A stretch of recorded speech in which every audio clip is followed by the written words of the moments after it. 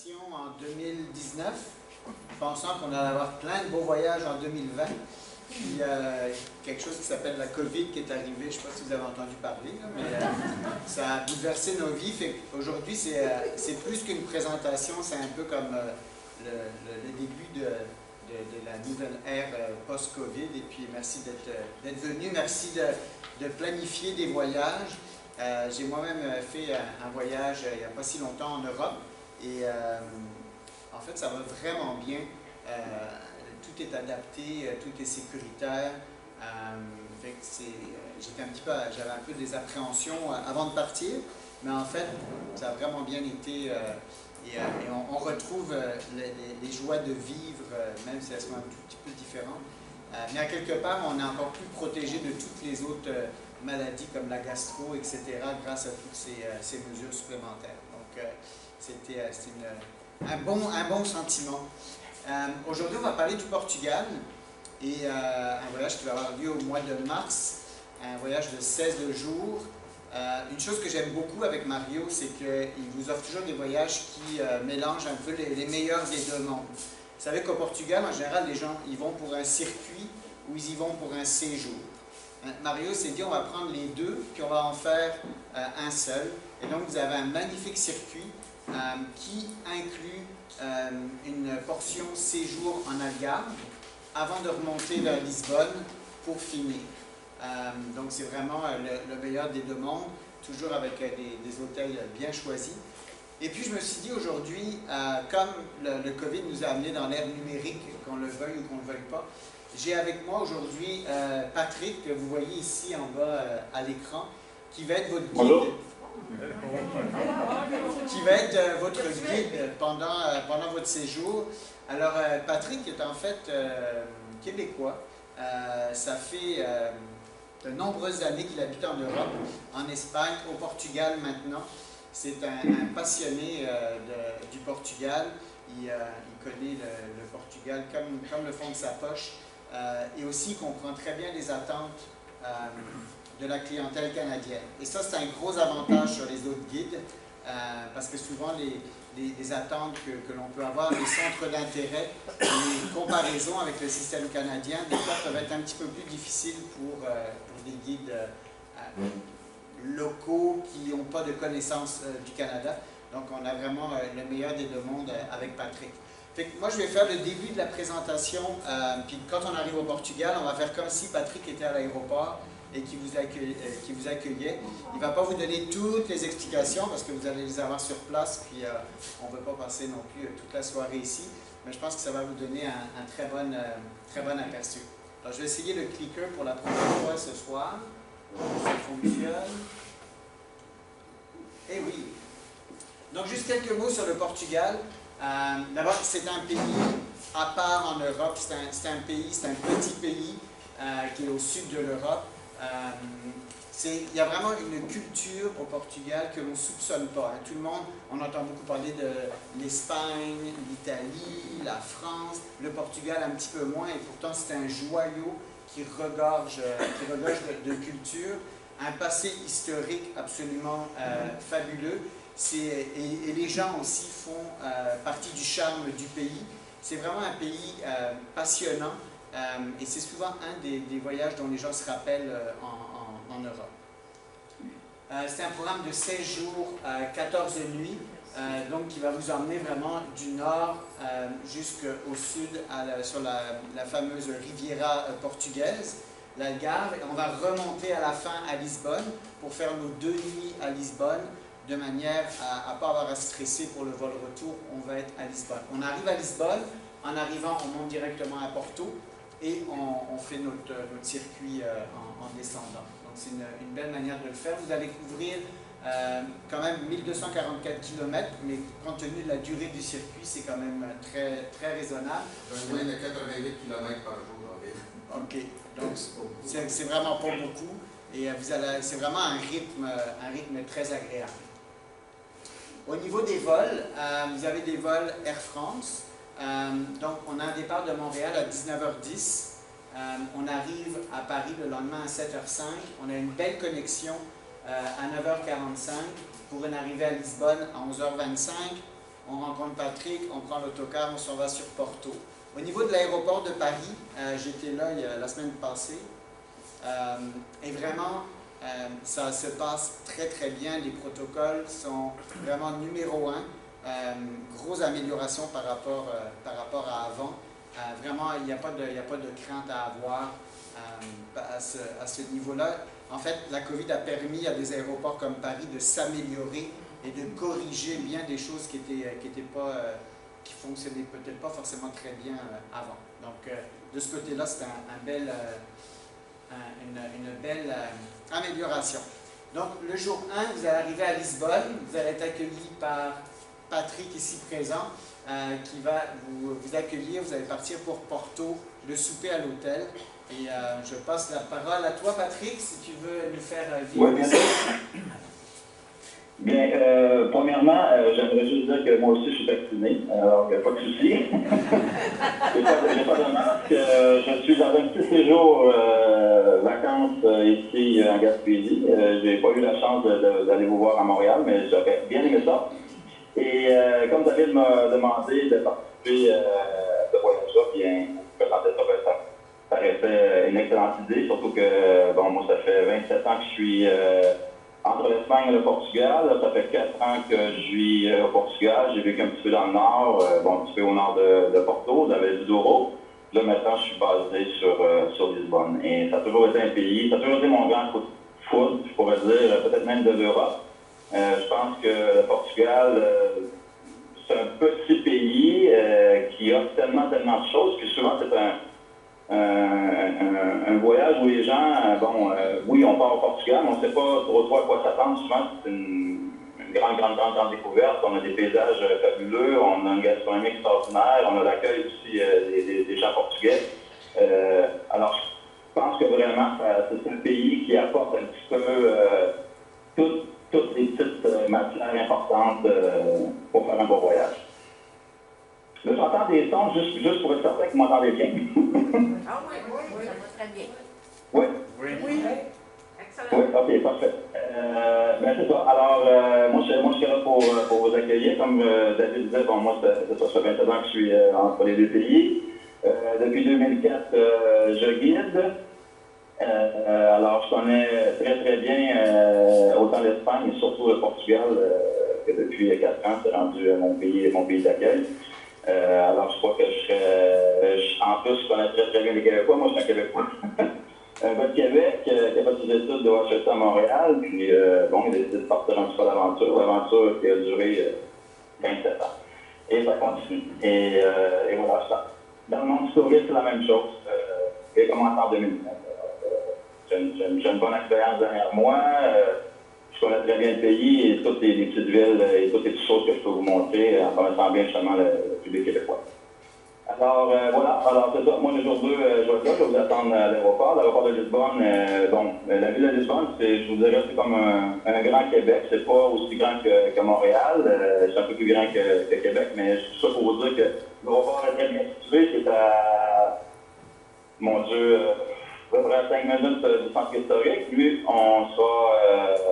serai là pour vous attendre avec le chauffeur d'autobus, bien sûr. Et on va se diriger vers Porto. Porto, c'est grosso modo 3 heures et quelques. On fera peut-être 1 ou 2 arrêts santé et peut-être des petits arrêts découvertes en montant tranquillement pas vite vers Porto. Puis après ça, on va s'installer à notre hôtel qui est très bien situé, dans un très beau quartier, je vous dirais, entre un petit peu la zone des plages et la zone du centre historique. Alors, on peut faire des marches. Pour les gens qui aiment marcher, c'est très sécuritaire, c'est aussi très important.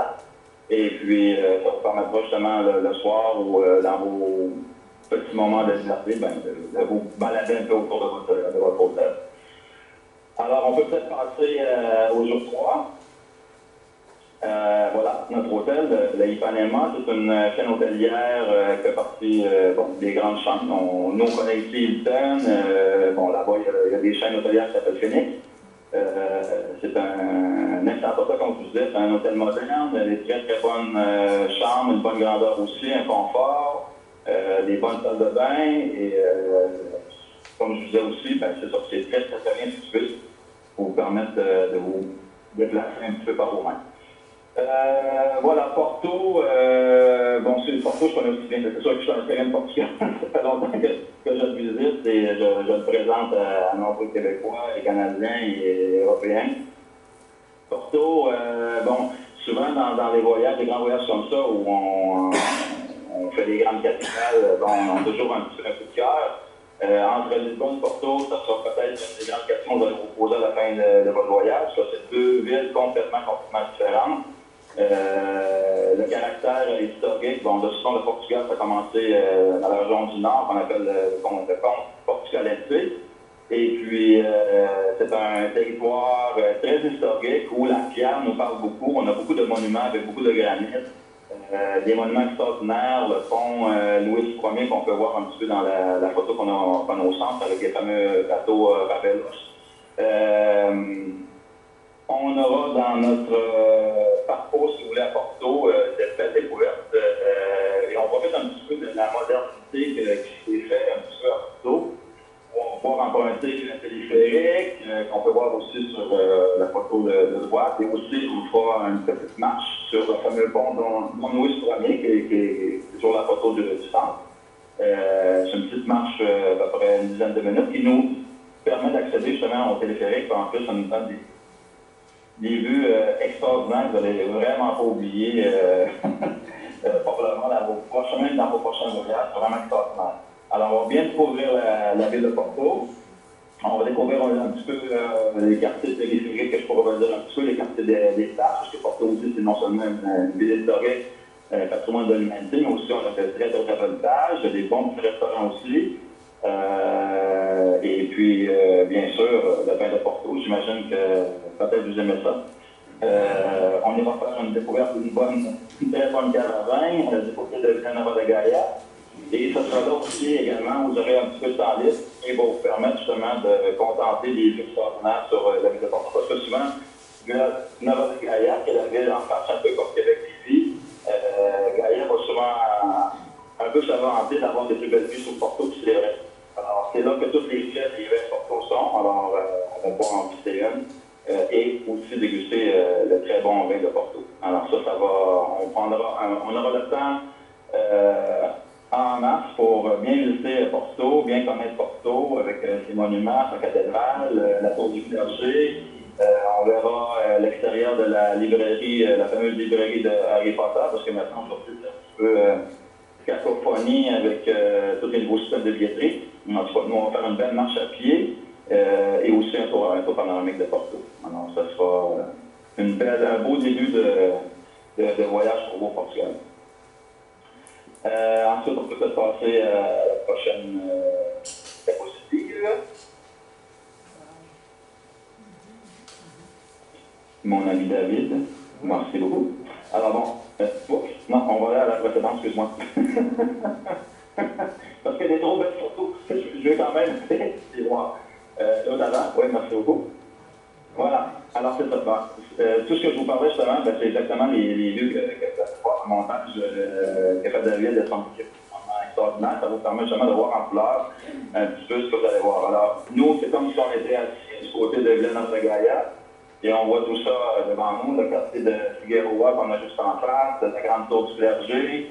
Et tout ça, c'est le site de l'UNESCO, le patrimoine de l'UNESCO. Alors, on va pouvoir bien parler dans ce coin-là, prendre des photos, respirer, comme on dit, parce que c'est important dans un voyage de prendre le temps de bien voir des choses. Et après ça, dans la prochaine voyage, le Porto, c'est aussi on va en prendre. En tout cas, vous, j'en en prendre. Moi, je suis au travail, alors je ne suis pas permis. Mais voilà, on fera une belle dégustation. Il y a nombreuses maisons de vin. On aime beaucoup Ferreira, on aime beaucoup Calem. Alors, ça sera une surprise pour vous quand on pourra découvrir cette belle Cabernet-là. Voilà. Ensuite de ça, bon, je sais que j'avais tous entendu parler de la Vallée du Douro parce que je sais que la SAQ, un département qu'on aime beaucoup ici au Québec, visiter assez régulièrement.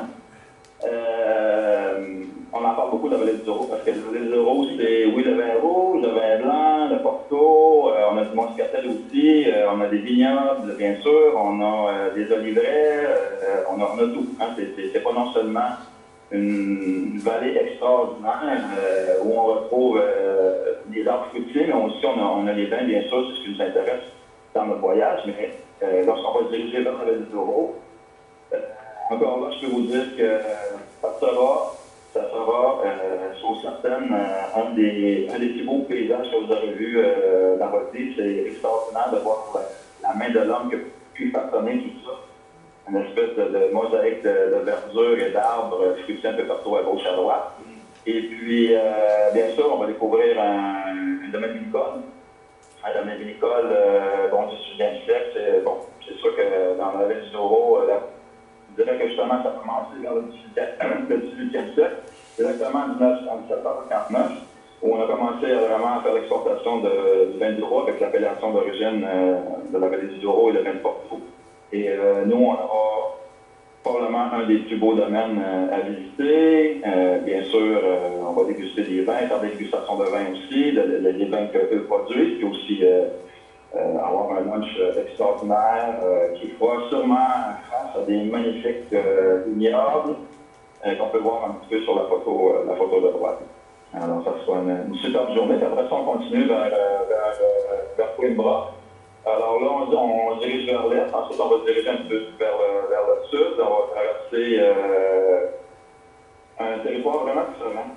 C'est ça que je vous dis, le Portugal, on passe du nord au sud et on change un petit peu de végétation, de montagne dans quelques kilomètres. Alors nous, quand on va quitter la vallée du Douro, qui est bien sûr très verte, on va traverser les monts de Caramulo, où ce sont toutes des montagnes déchiquetées, où on a beaucoup d'élevages ovins, particulièrement. Alors nous, on va descendre toute une superbe journée. Après ça, on va se diriger vers la première capitale du Portugal, Coimbra, bien avant l'hiver, avant qu'on structure. Alors on fera une marque là pour 2 nuits. Un superbe hôtel. On peut peut-être passer à la prochaine diapositive. L'hôtel Villa Galès, encore là, comme je vous dis tout à l'heure, je vais parler un petit peu de l'hôtel Phoenix, mais les hôtels Villa Galès, c'est une institution au niveau des hôtels de qualité, de confort, de bons repas aussi à l'hôtel, parce que souvent, on aime bien manger, on aime bien boire, alors on choisit des hôtels qui vont permettre de pouvoir aussi d'être bien durant votre séjour. C'est un hôtel qui est très bien situé, je dirais, près du centre historique, des belles vues aussi, on a une très belle piscine, intérieur chauffé, extérieur pour ceux qui sont moins frileux un peu. Elle est superbe. Puis aussi le soir, ça vous tente de prendre une marche. On est toujours dans des quartiers sécuritaires. De toute façon, le Portugal, c'est un pays extrêmement sécuritaire. Puis notre hôtel, donc, ça va juste ajouter un autre point positif dans votre voyage. Voilà.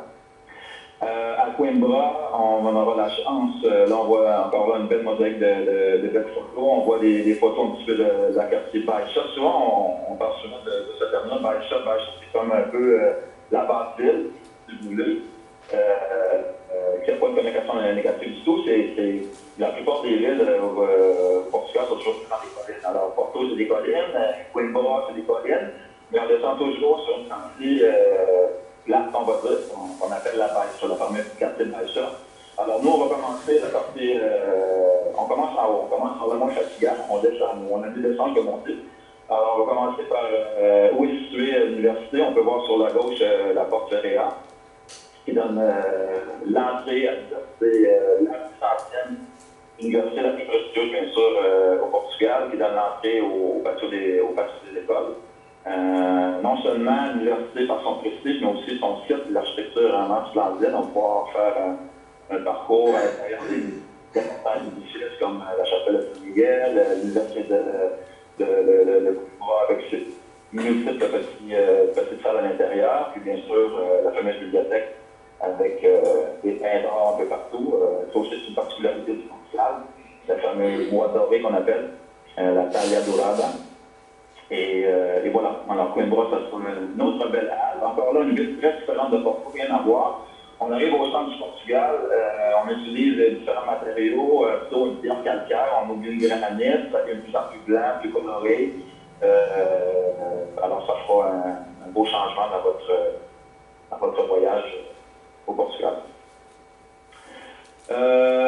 voilà. Et ici, on arrive à Tomar. Ça, c'est vraiment mon coup de cœur. Je pense que dans tous les pays qu'on visite, où on vit, je me rappelle pas toujours à Montréal qu'est-ce qui me fascinait dans le temps. Je pense que j'aimais ça trop bien. J'ai passé beaucoup d'heures à l'école, alors j'ai pas tellement eu le temps de visiter. Mais ça, c'est vraiment un coup de foudre pour ceux qui aiment l'architecture, ceux qui aiment l'histoire, les Templiers. Sur la gauche, on voit une petite photo qu'on appelle la Charole. C'est un petit peu à l'image du Saint-Sépulcre à Jérusalem. C'est un petit peu, bon, on va pas dire une copie, mais on va dire on s'est inspiré du Saint-Sépulcre pour construire une première église, parce que les Templiers, faire un espoir très court, parce que je sais qu'on n'a pas 50 minutes, 60 minutes ou 2 heures pour faire un cours d'histoire ce soir, mais ce qui est intéressant au Portugal, c'est que les Templiers, après leur exode, le quatrième grand maître, Guadin Pais, s'est installé, oui, c'est un nom assez particulier, on ne l'entend pas tous les jours, mais c'est un chevalier très important. Qui s'est installé au début dans le sud, dans la gare de Castro-Marin, et ensuite est arrivé au centre du Portugal, et c'est là qu'il a construit un petit peu le château des Templiers, parce que ce qu'on voit dans toutes les photos, on voit le château des Templiers, mais on appelle ça le couvent du Christ. Le couvent du Christ, on va dire que c'est un nom que le roi Dom Denis, en 1319, a donné aux Templiers qui sont restés, parce qu'il y avait comme une espèce d'attaque par rapport aux Templiers. Bon, on disait qu'ils abstimaient, etc. Blablabla, on en reparlera. Les Templiers se sont convertis à l'ordre du Christ. C'était des gens très puissants, très intelligents aussi. Et tout ce grand monument-là, Tomar, ça s'appelle le couvent du Christ, mais qui intègre le château des Templiers et du Christ. Alors, c'est vraiment l'architecture. Je dirais que c'est comme un espèce d'amalgame de tous les styles d'architecture qu'on peut quasiment retrouver au Portugal. C'est vraiment quelque chose qu'il ne faut pas manquer. Alors, Tomar, on passe du temps en marche. Souvent dans les voyages, des fois j'en parle un petit peu avec David, on passe rapidement un petit peu, on voit juste le monument, après ça on s'en va vers une autre ville. Mais là, nous, on aura le temps. On aura le temps de voir Tomar, parce que Tomar aussi, c'est un ancien, je dirais, une ville qui a accueilli les Juifs.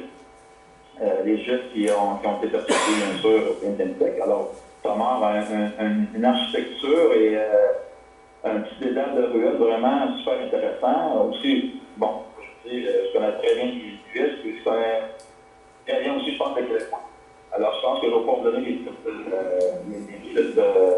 petits trucs ou des petites informations intéressantes pour que vous puissiez aussi, en même temps que vous avez un petit peu de temps libre, de faire des petites personnelles. C'est toujours agréable quand on fait un voyage de groupe, on va avoir un petit peu de temps à nous. Alors voilà, alors on continue, Tomar, on va vers Évora. Évora, qui est une ville magnifique. C'est une très petite ville. Une ville très importante. Je dirais que c'est une ville riche, surtout grâce à l'agriculture. Là, on s'en va dans un territoire qu'on appelle l'Alentejo. On est passé du nord du Douro, on est passé par l'Aribatejo, et là, on arrive à l'Alentejo. C'est le plus grand territoire du Portugal, un territoire, comme on dit, qui fait parce que le Portugal, c'est 90 000 km², bon, c'est à peu près 2% de la Gaspésie, c'est pas tellement grand. Puis l'Alentejo, je dirais que c'est à peu près un tiers du Portugal. C'est quand même un territoire important, mais c'est principalement de culture et de petits villages. Et la petite ville de Évora. On a encore là un superbe hôtel dans la même compagnie qu'on a eu à Coimbra, l'hôtel Villa Galère. Ça, c'est un hôtel vraiment très récent, quelques années, très bien situé. Le soir, encore là, ça se tente d'entrer votre repas, de faire une petite marche. Mon Dieu, je pense qu'on est à 5 minutes, on traverse la rue, puis on voit déjà des remparts. Parce que la ville d'Évora, c'est une ville de remparts, vraiment extraordinaire, tout blanc. C'est une ville tout fait de blanc. Beaucoup de marbre, parce que là, on arrive dans une direction aussi importante. Je parlais que l'agriculture est très importante. Donc, on a beaucoup de camions de marbre à Évora. Et là, on peut voir dans les trois petites photos qu'on a, des monuments qui sont On utilise beaucoup le marbre. On a la place de Giraldo sur la gauche, avec sa célèbre fontaine en marbre. Encore là, on va tout voir ça. On a le temple de Diane. Aussi, on n'est pas en Italie. On n'a pas tous les monuments que peut avoir en Italie, mais on a quand même quelques vestiges, dont le temple de Diane, qui fait un peu une référence à l'Empire romain. Parce que juste pour faire une petite anecdote, vous avez sûrement vu le film de Gladiator, avec Russell Crowe. Lui, il venait justement de la Lusitanie. La Lusitanie, c'est le nom qu'on donnait au Portugal dans ce temps-là. Alors lui, il venait de là. Alors, si vous pensez, si vous revoyez un jour avec vos amis, je ne sais pas si ça me tente, moi, les gladiateurs. Il vient de l'Est, pas tellement loin de alors, il va avoir le temps de faire une petite visite de guidée, voir son patrimoine, encore une visite de personnalité. Sur la gauche, on a l'église de Saint-François, encore là, une église fantastique. Parce que ce qui est beau dans votre voyage aussi, c'est que à chaque fois qu'on change de, je vais dire, 150 km en 150 km, on est complètement dans un autre territoire. L'orographie des montagnes, ça change, les champs, l'architecture, la nourriture aussi. On va vous faire découvrir, même dans les repas que vous aurez à l'hôtel, de pouvoir découvrir un petit peu la cuisine nationale, mais aussi internationale. Alors, voilà. Et quand on va quitter Évora vers l'Algarve, un autre territoire que je tombe souvent en amour, alors je pense que c'est un autre territoire que j'aime beaucoup, l'Alentejo. Là, on oublie les grandes montagnes, c'est plutôt des vallons, mais des beaux vallons. Et vous allez passer à la plus belle période, parce que moi j'aime l'Alentejo. On va dire, pour nous, mars, c'est quasiment, c'est le printemps, l'hiver n'existe plus. On ne voit vraiment l'hiver de toute façon. L'Alentejo, justement, à cette époque-là, c'est tout est vert, mais vert étincelant. C'est vraiment incroyable comme type de territoire. Alors nous, on va traverser tout ce territoire-là, on va traverser quelques petits ponts, on va se diriger vers Ferreira de l'Alentejo pour aller découvrir une fabrique d'huile d'olive qui a gagné, je ne sais pas si elle a gagné en 2020, parce que là, l'histoire de la COVID, on ne sait plus trop, mais elle a gagné, je pense, sur une fois qu'elle a trouvé la meilleure huile d'olive au monde. Et non seulement l'huile d'olive est très bonne, non, l'information qu'on va recevoir à cet endroit-là, c'est vraiment super intéressant. C'est des installations ultra modernes, même, en tout cas, je ne veux pas tout vous dire, mais quand même, il y a des grands architectes qui ont participé à ces constructions-là, des nouvelles installations au Portugal, et ça sera encore là une belle visite en se dirigeant vers l'Algarve, qui est, à peu près 2h30 de droite à partir de ce moment-là. Alors voilà, encore des belles images de la cathédrale. On va voir bien sûr la cathédrale qu'on voit un petit peu sur la droite avec son cloître. On va visiter la cathédrale d'Évora.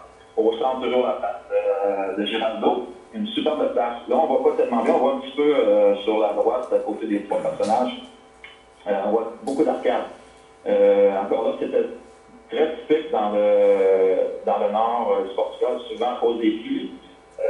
Au sud, c'était beaucoup utilisé justement pour les marchands. Les marchands qui arrivaient avec leurs légumes, qui arrivaient avec tout. Alors, tout à fait dans cette arcade-là. Aujourd'hui, bien sûr, c'est des banques, des boutiques, un petit peu de tout, mais bon, l'architecture est vraiment intéressante d'Évora, de bien aimer ça. Bon, un petit sur la gauche, un petit peu désolé.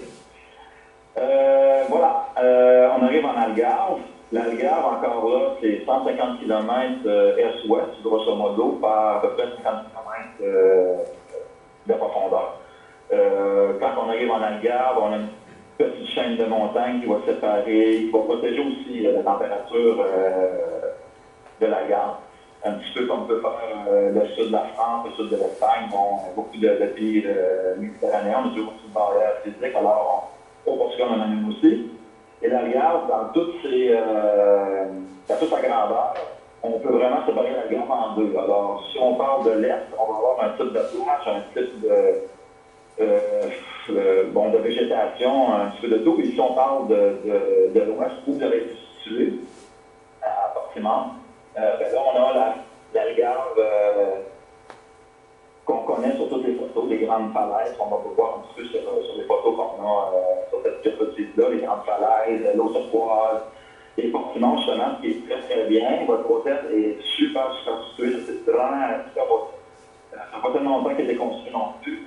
On est ce qu'on appelle dans la marina de Portimon, mais la marina de Portimon, mon Dieu, c'est, je dirais, 200 mètres à peu près je vous dirais, du début de la plage, parce que Portimon, ça fait un petit peu comme un L. Alors nous, on se fait un petit peu sur le côté de cette L-là, fait face à une très belle rivière, un fleuve, on va dire. Et juste à peu près quelques mètres en face de vous, vous avez le début de la grande plage, la plage de Rocha. La plage de Rocha, bon, c'est des kilomètres. Je sais qu'au Québec, on adore marcher sur la plage. Et là, vous allez avoir le site parfait pour marcher au-dessus, ou sinon sur le sable, ou sinon vous avez une belle parcelle de bois. C'est vraiment un très, très bel endroit. Forcément, ça a toujours été une ville très industrielle sur la pêche. C'est encore un port de pêche très important. Mais on a fait, il y a peut-être une dizaine d'années, bon, peut-être un petit peu plus, on a commencé à tout remettre un petit Portimon à la mode avec des petits restaurants, des petits cafés, des petits super restaurants. C'est sûr que maintenant, tu as des bonnes, alors pour moi, c'est 2h30 là-bas, c'est pas tellement loin.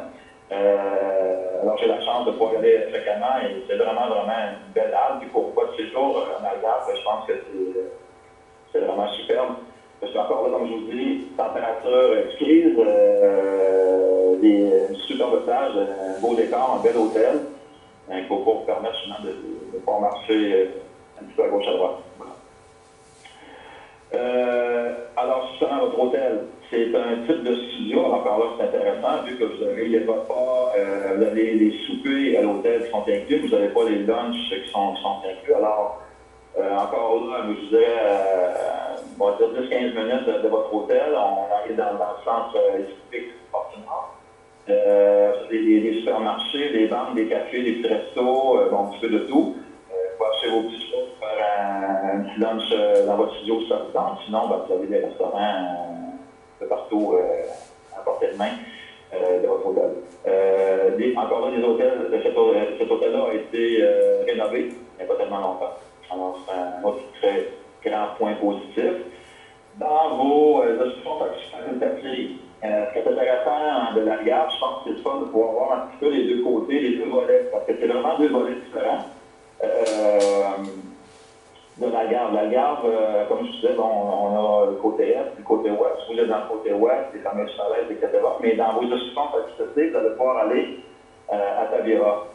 Là, je vais entendre une date à peu près presque à tous les jours, 1755, il y a un fameux tremblement de terre, on l'appelle tremblement de Lisbonne, mais finalement, c'était un tremblement de terre qui était à Lagos, pas loin de Nord, qui a créé vraiment de dégâts à cette époque-là. Et la gare s'est reconstruite un petit peu comme elle était avant. Puis en même temps aussi, bon, avec l'évolution, avec le modernisme, bon, on a construit des appartements, etc. Mais dans vos discussions facultatives, on va vous amener à Tavira, c'est de l'Algarve authentique qui n'a pas été détruit par le séisme qu'il y a eu en 1955, qui a conservé son charme, son authenticité, son architecture, les fameux 3 à 4 pans.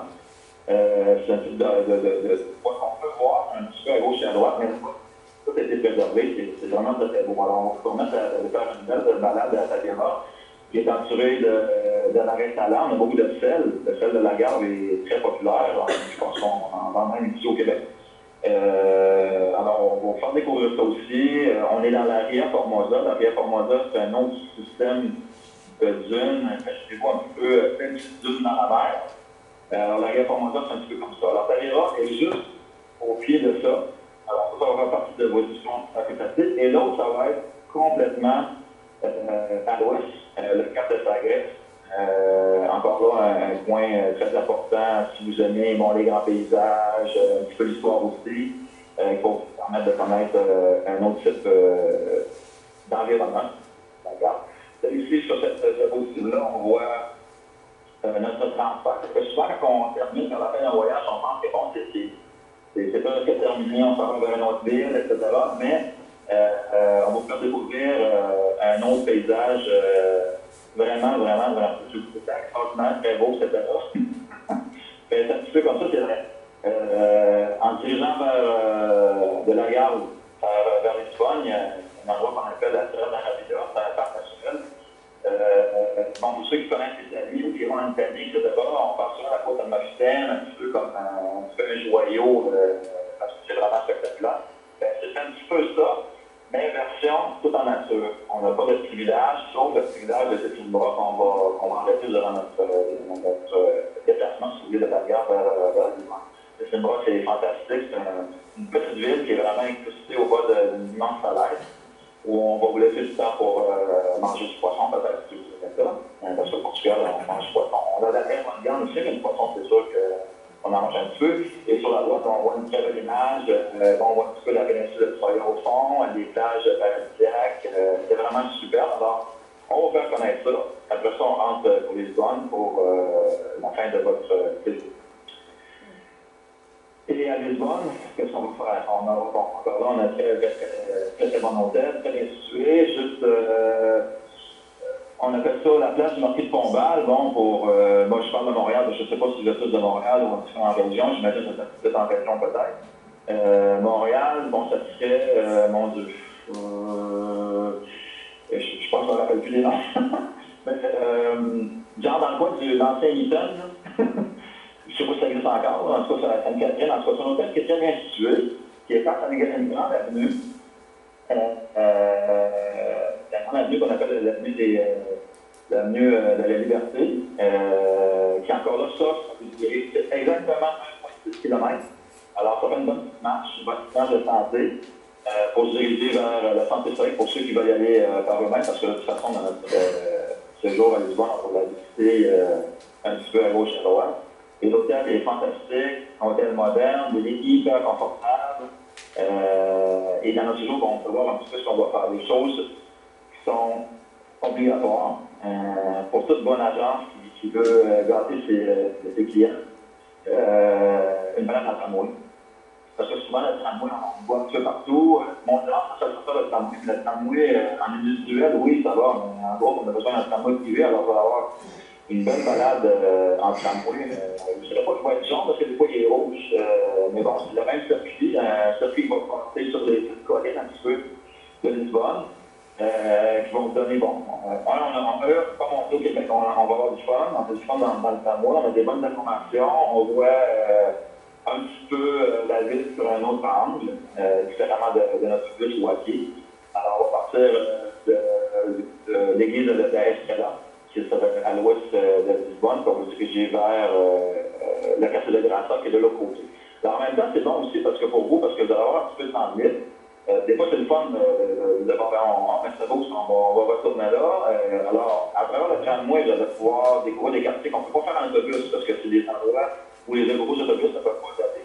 Alors, seuls les tramways sont permis, ou les autobus. Mais nous, on va être dans un confort, c'est beaucoup plus confortable un tramway. Alors, on va faire une bonne balade en tramway. On va se diriger vers le château de Saint-Georges. On peut voir la photo à droite. Le château de Saint-Georges qui, peut-être, bon, il y a deux points de vue extraordinaires à Lisbonne. Vous en connaissez un. C'est celui-là. On va visiter le château de Saint-Georges, un château très intéressant, un château qui a été reconstruit, mais selon vraiment les plans officiels d'un château du 2e siècle. On a des vestiges du 17 aussi, bien sûr. Alors, on va visiter ça. Ensuite, on va descendre tranquillement pas vite à travers toutes les petites ruelles du quartier de Alfama, un petit quartier, on va dire, un petit peu arabe, parce que bien sûr, les Arabes restaient là sous son pouvoir longuement. Et on va traverser à travers tout ce petit quartier-là. Et on va reprendre l'autobus. Et après ça, vous attendrez votre lunch meal, etc., pour revenir ensuite à l'hôtel. Souvent, quand j'ai les temps libres, plus on a l'autobus, souvent on s'arrange entre vous et moi. On se fait qu'un point de rendez-vous, un heure de rendez-vous. Des fois, il y a des filles qui disent non, moi je vais retourner à pied, ça va nous faire du bien, etc. Mais s'il y en a des gens qui disent ben moi j'aimerais peut-être revenir en autobus, souvent on fait ça. Alors, vous allez avoir des après-midi libres. Alors, souvent après votre lunch, on se dit bon, je ne sais pas moi, 4h, 4h30, on retourne vers l'hôtel, on va reprendre à tel point.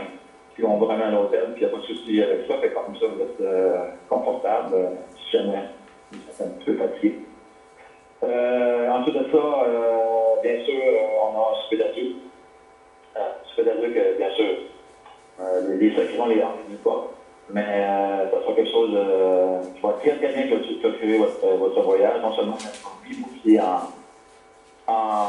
je dirais en confort et un petit peu de tout. Parce que le Portugal, on souvent dire, moi je pense que c'est le terme qui est bien à la mode, vintage. Hein? On a le côté très ancien, mais en même temps on a le côté très in. C'est vraiment un entre-deux. Et je pense que c'est ça aussi qui fait la beauté et le succès du Portugal auprès de nombreux visiteurs, jeunes comme moins jeunes.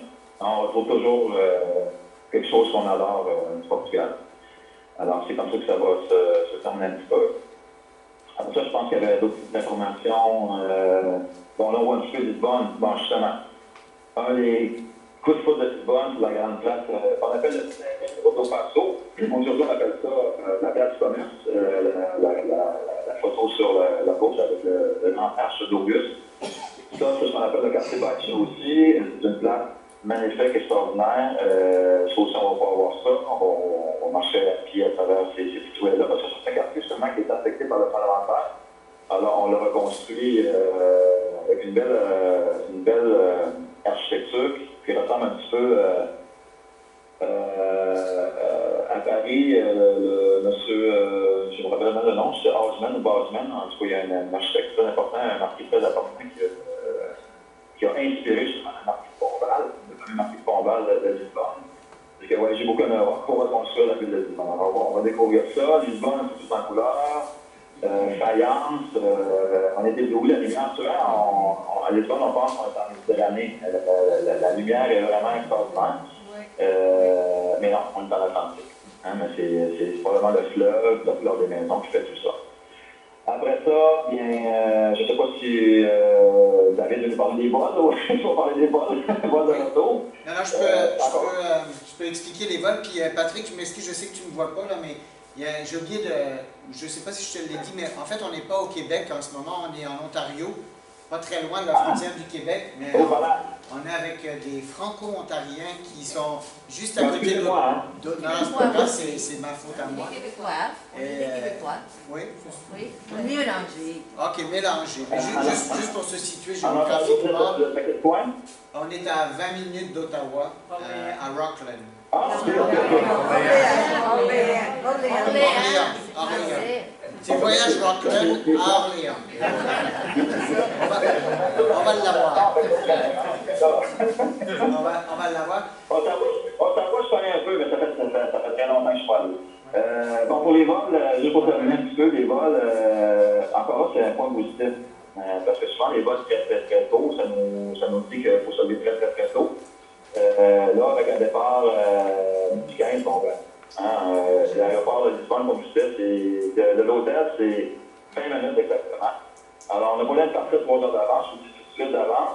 On va prendre ça smooth. On arrive normalement, moi j'aime ça 2 heures, quand même. Tu sais, 2 heures, c'est tranquille, le temps qu'on fasse l'enregistrement, le temps qu'on se dise au revoir, à la prochaine peut-être, etc. Et ensuite, vous continuez sur Paris. Encore là, je vois qu'il y a une très belle connexion de Paris vers Montréal. Et voilà, j'imagine qu'ensuite, vous avez des transports. Alors, c'est un petit peu ce que je voulais vous présenter. On paye l'adoption dernièrement. Et d'ailleurs, vous pouvez remercier Mario parce qu'il s'est battu très fort pour ne pas avoir le vol de 5h50 le matin. Bravo Mario! Il nous a fait travailler très fort. Vous sommes des astronautes dans le trop serré, il ne faut pas mourir. Non, je dois dire que Mario, il se bat très fort. Un gros avantage que l'on a, en fait, je ne sais pas si vous savez, ce voyage-là a été planifié en 2019 avec un départ le 18 mars, si je... Le 15 mars. Le 15 mars, quand tout a fermé. Quand la Terre s'est arrêtée de tourner. Et donc, on a une clause que si jamais ce maudit virus devait revenir et nous empêcher, vous soyez remboursé de votre argent. le monde maintenant s'est adapté à cette réalité-là, mais on espère très fort on est passé de l'autre côté et qu'on n'en entendra plus, qu'on verra juste ça dans les films dans 10 ans, l'arrivée du virus. Au niveau du prix, Mario, tu peut-être que, bon, je peux le dire en occupation double, c'est 5 929. Il y a un acompte qui est dû au 1er novembre de 1 500 $, et le solde payable le 5 janvier. Donc c'est quand même assez proche de la date de départ. Je pense que ça reflète un peu les temps qui courent. Le Portugal aussi, au niveau du COVID, ça a été un pays où ça a été très bien contenu. C'est un plus petit pays, c'est plus facile, il y a des protocoles à travers le pays, voyager en sécurité. Donc ce n'est pas laissé au hasard, il y a vraiment des protocoles. Il se peut, on verra rendu là, mais que vous ayez à aller remplir en ligne, faire une demande de conversion de votre passeport de vaccination. Moi, je l'ai fait, là, c'est comme super facile. On va tout s'occuper de C'est ça. ça. On va tout le faire pour vous. Mais c'est vraiment pas compliqué, puis vous avez ça sur votre téléphone ou papier. Si. Parce que moi, j'ai cette espèce de rêve que pour Noël, le virus va disparaître. C'est le cadeau de Noël. Alors, merci tout le monde d'être venu à la présentation. Ça fait un gros plaisir de vous revoir surtout et de participer à cette présentation. J'espère vous voir bientôt sur un autre de nos voyages. OK? Merci tout le monde. Merci.